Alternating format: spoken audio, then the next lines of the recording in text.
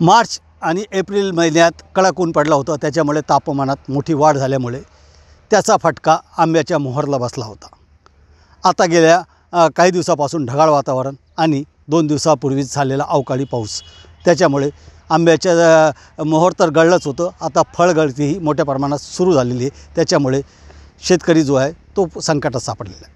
माझ्यासोबत बोलण्यासाठी शेतकरी आहे, त्यांच्याकडून जाणून घ्या की त्यांच्याकडे किती आमराई आहे, किती झाडं आहे, कोणते कोणते जाती झाडं आहे आणि कडक ऊन आणि पावसाचा त्या आमराईला कसा फटका बसला। भाऊ काय म्हणाल, किती झाडं आहे, कधीपासून तुम्ही लावता, कोणते कोणते झाडं आहे आणि काय परिणाम झालेला आहे? नाव सांग। माझे नाव माधवराव माणिकराव देशमुख, हिसवाळ बुद्रुक, तालुका नांदगाव, जिल्हा नाशिक। आमच्याकडे कलमी झाडं 25 आहे।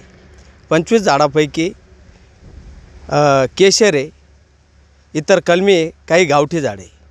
तर मागच्या 2 महिन्यापूर्वी जो मोहर लागला होता त्याच्यातला अर्धा मोहर चालल्या गेला आणि आता ह्या 2 दिवसाच्या ढगाळ वातावरणामुळे कैऱ्यांचं प्रमाण जवळजवळ गळतीचं 25 ते 30% झालेलं आहे।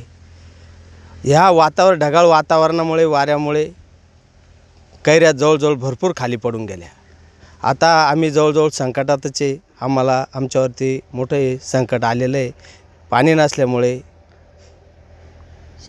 शासनाने आम्हाला काही मदत करावी हीच आमची इच्छा आहे। एकूणच आपण पाहिलं असेल की पिकांसोबत फळबागांचंही मोठं नुकसान होत आहे।